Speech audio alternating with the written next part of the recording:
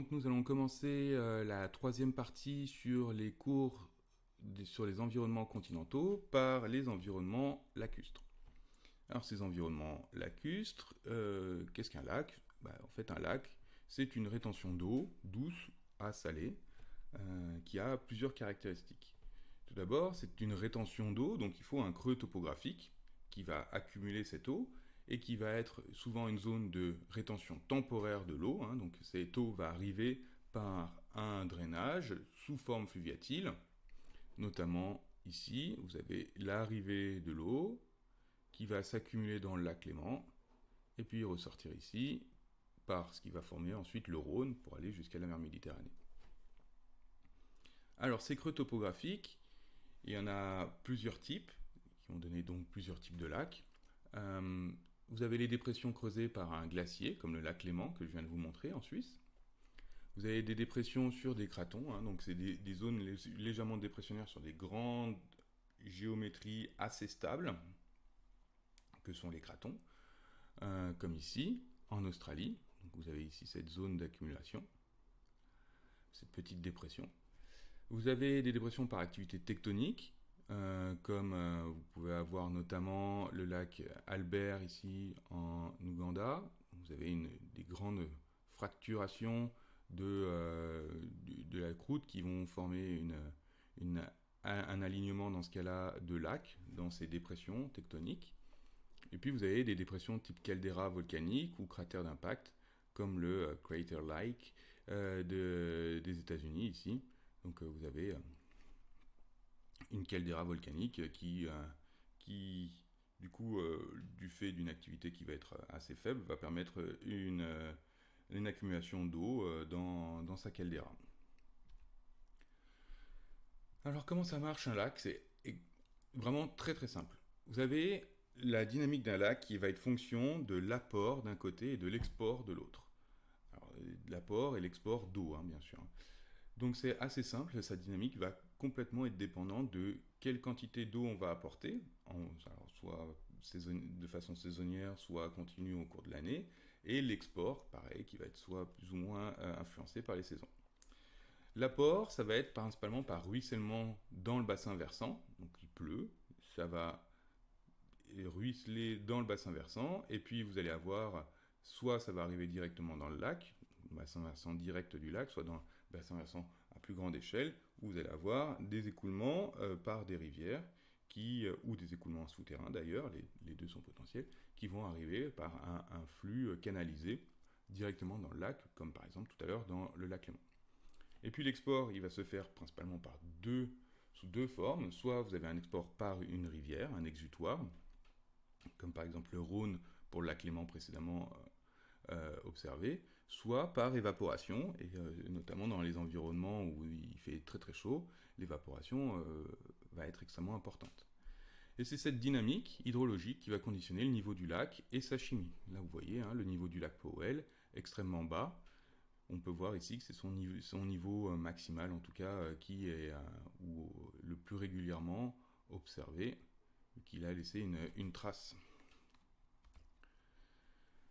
Il faut bien faire attention à ce qu'on appelle le temps de résidence de l'eau. Ça correspond à la durée moyenne qu'une molécule d'eau passe dans le lac. Donc en fait, elle va arriver dans le lac, elle va rester un certain temps dans le lac avant de sortir, en moyenne, bien sûr. Ce temps de résidence, il va être dépendant du coup de la quantité d'apport et de la quantité d'export. Et ce temps de résidence, il peut être de l'ordre de l'année à de plusieurs centaines d'années en fonction de la dynamique du lac et de sa taille.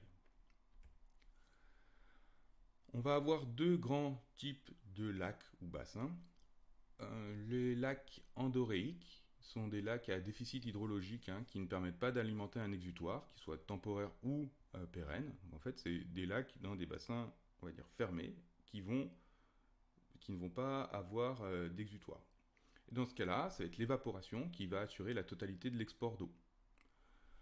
Et puis vous avez les lacs exoréiques, qui sont cette fois-ci des lacs possédant un exutoire qui va aller en direction de la mer. Donc ici, vous voyez les grands bassins en gris, les grands bassins endoréiques sur Terre, où vous allez pouvoir trouver différents lacs qui, du coup, n'ont pas d'exutoire.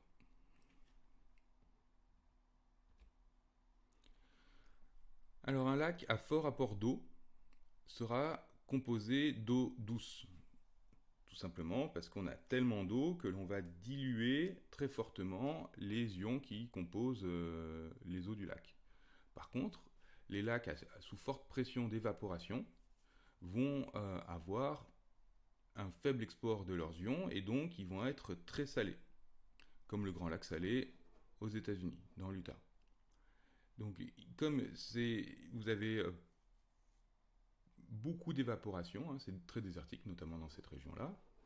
Comme vous avez beaucoup d'évaporation, vous avez l'eau qui va.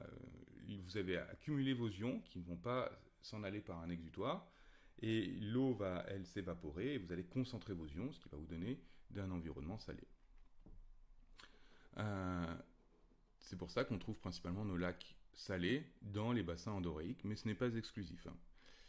Et la composition chimique de nos lacs va elle aussi dépendre des roches qui vont être érodées dans le bassin versant en fonction de si ce sont des roches plutôt plutoniques ou plutôt carbonatées.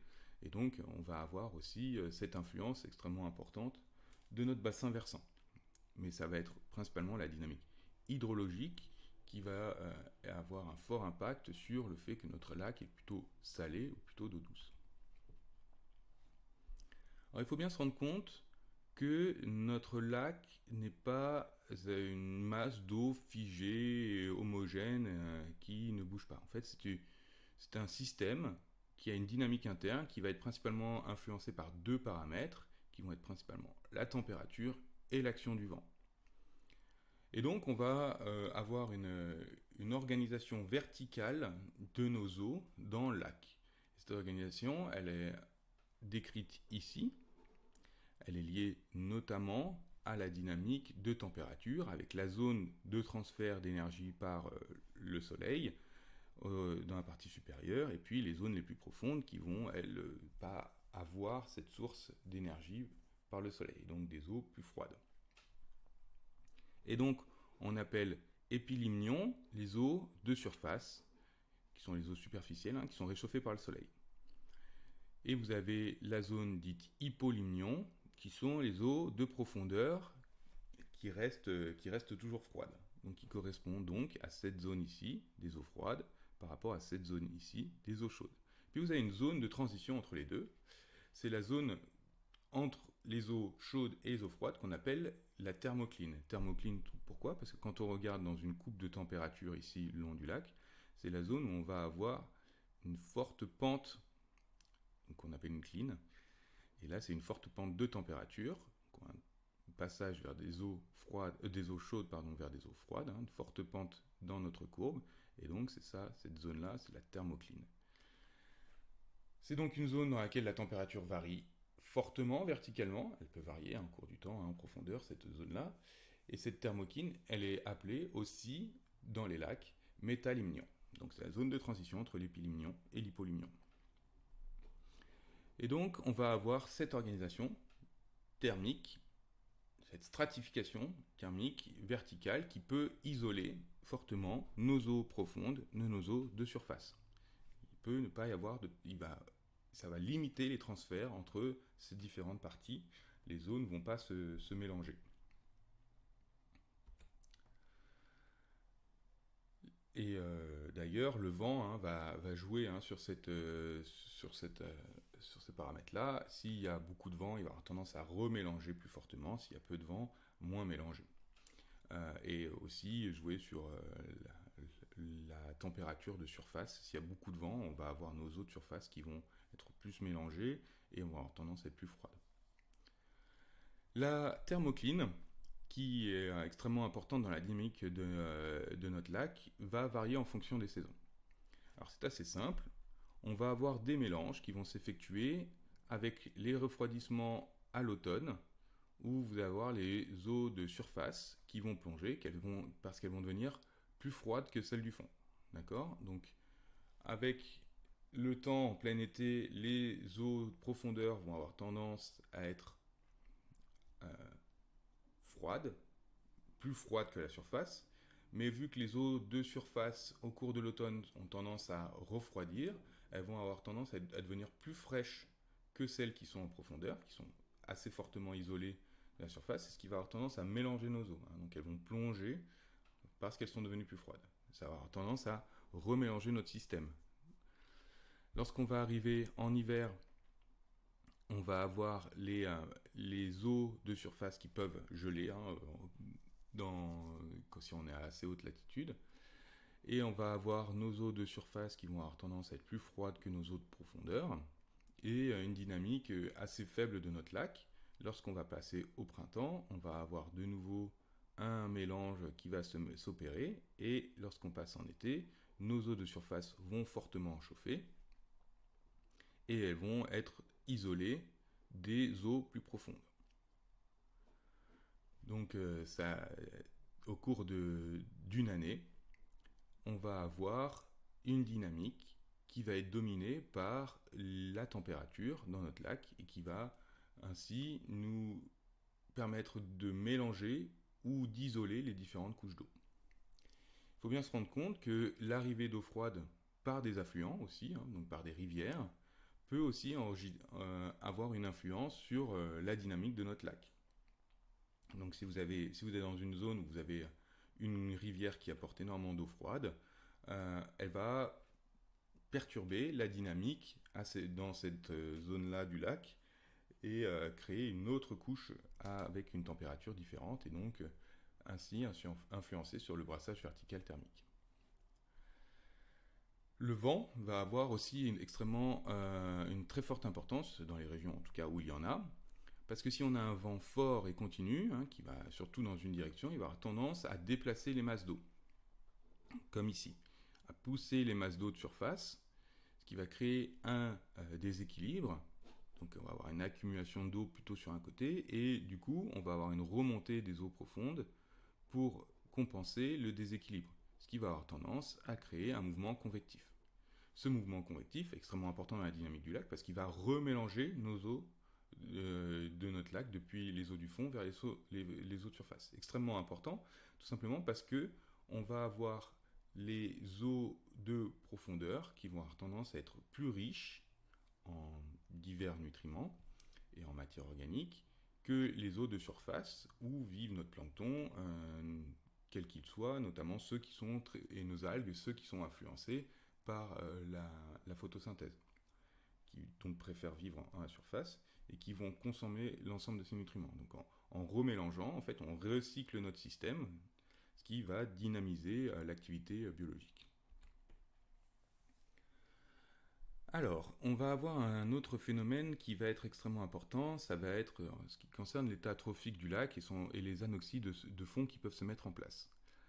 Alors, dans un lac, on va avoir une production de matière organique autochtone, c'est-à-dire que vous avez des algues, des organismes qui vivent dans ce lac, qui vont produire la matière organique. Cette matière organique va avoir tendance à se déposer dans le fond. Mais vous allez aussi avoir un apport de matière organique alloctone, principalement par les ruissellements, et les apports fluviatiles, dans lesquels il y a aussi des organismes qui vivent, les ruissellements, vous avez des débris de végétaux par exemple qui peuvent arriver.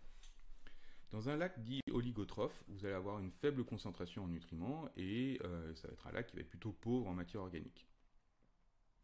Donc c'est ce type de lac ici. Et lorsqu'on regarde en coupe, on va avoir un hypolimnion qui va être faible en matière organique et des dépôts sédimentaires de profondeur qui vont être riches en oxygène. Donc on va avoir une colonne d'eau qui va être riche en oxygène sur l'ensemble de la coupe que vous avez ici, et ça pourra aller jusque dans la partie sédimentaire. Par contre, lorsque vous êtes dans un lac eutrophe, où vous avez beaucoup de matière organique, autochtone ou alloctone, mais probablement les deux d'ailleurs, cette fois-ci vous allez avoir un phénomène extrêmement important, c'est que vous allez avoir une accumulation de matière organique. Cette matière organique va être consommée par des organismes, et en consommant cette matière organique, ils vont avoir tendance à consommer aussi l'oxygène. Et en consommant l'oxygène, ils vont avoir tendance à enlever l'oxygène, notamment des couches les plus profondes de notre lac, ce qui va avoir tendance à créer une dysoxie ou une anoxie, c'est-à-dire une partie sans oxygène. Et s'il n'y a plus d'oxygène, on ne pourra plus dégrader la matière organique, ou en tout cas très très lentement, on sera beaucoup moins efficace, et donc on aura une tendance à la conservation de la matière organique dans les sédiments, ce qui donne des sédiments très noirs, très riches en matière organique. Et donc ces lacs eutrophes sont principalement présents lorsqu'on a beaucoup de production de matière organique, beaucoup d'apports, mais aussi très peu de brassage vertical. Et donc, en fait, on ne recycle pas. Donc, si on ne recycle pas, on ne va pas reapporter de l'oxygène. Et donc, on va avoir tendance à accumuler cette anoxie qui peut être saisonnière comme pérenne au cours du temps. Il faut bien comprendre que si l'on étudie les sédiments, les lacs, c'est parce qu'on va avoir un registre sédimentaire lacustre qu'on va pouvoir étudier dans le registre géologique. Et donc, on va pouvoir reconnaître assez facilement les dépôts lacustres. Alors, les dynamiques sédimentaires vont être variables en fonction du bassin versant, du type de lac, donc de l'apport, quels sont les sédiments qu'on va apporter, et ainsi de suite. Mais de manière générale, les dépôts lacustres, on va dire, sont classiquement reconnaissables. On va d'abord avoir deux types de sédiments, les sédiments alloctones et les sédiments autochtones. Donc alloctones, c'est ceux qui vont être apportés par le ruissellement et les affluents, donc par les rivières. Et puis l'autochtone, c'est celui qui va être produit dans le lac. Typiquement, des organismes carbonatés qui vivent dans ce lac, qui produisent du carbonate de calcium. À leur mort, ils vont se déposer dans le fond et ils vont donc laisser leur carbonate de calcium dans le fond.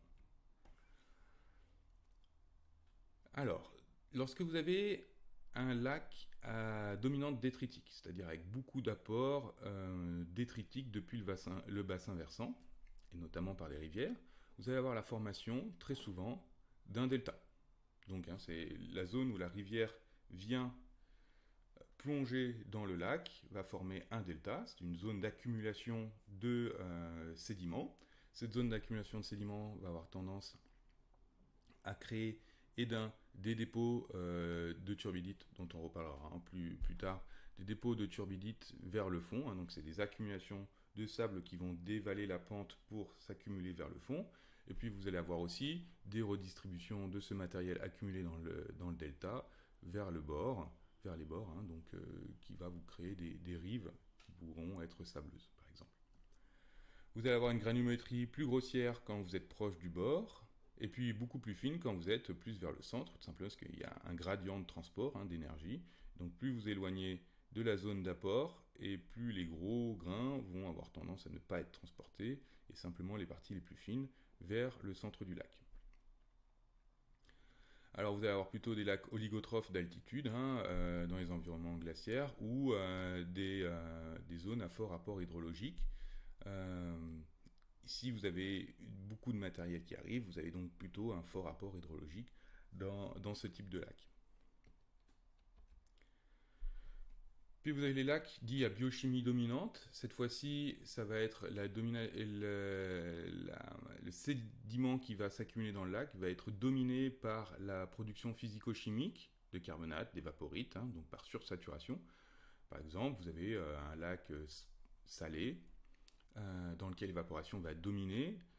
Plus vous évaporez, plus vous accumulez d'ions NaCl qui vont pouvoir se cristalliser sous forme de sel. Mais dans ces lacs à dominante biochimique, vous allez aussi avoir des processus biologiques qui vont pouvoir former notamment des carbonates.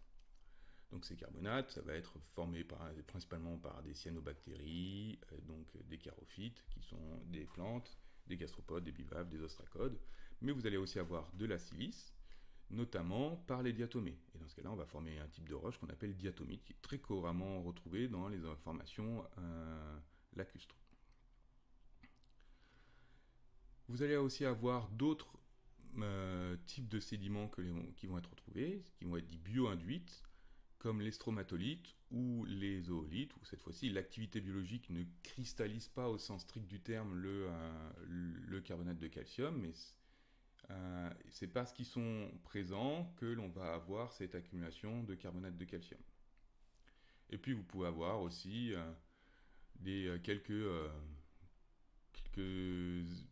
vous pouvez avoir un mélange en fait de ces différentes productions bio-induites ou bio-construites, comme les coquilles, dans un lac. ce qui vous est représenté ici, avec des boues qui vont s'accumuler, donc des boues qui peuvent être riches par exemple en oolite ou en oncolite, mais aussi des zones avec plus de bioconstruction, avec beaucoup de, par exemple, de charophytes. Bon, bref, l'un n'empêche pas l'autre, hein. Vous pouvez avoir un mélange de ces différents types de production. Et puis vous pouvez avoir beaucoup de carbonate de calcium et ça n'empêche pas d'avoir parfois des évaporites qui vont se mettre en place en fonction de la dynamique du lac au cours de saisons ou de plusieurs saisons. Donc ça va être des lacs plutôt oligotrophes à fort apport d'ions cette fois-ci, hein. Donc il va falloir apporter beaucoup d'ions et notamment dans, bah, en ce qui concerne les aporites, ça va être des sulfures, du sodium, du chlore, qui vont être importants, et puis du calcium aussi, et notamment le calcium va être aussi très important en ce qui concerne les carbonates, avec le calcium, le magnésium, pardon, et puis les ions carbonatés. Les lacotrophes, eux, vont avoir une composante organique qui va être très importante. Donc on va être dans des zones avec, par exemple, comme ici, hein, beaucoup de production organique qui sera produite sur place ou apportée par les affluents.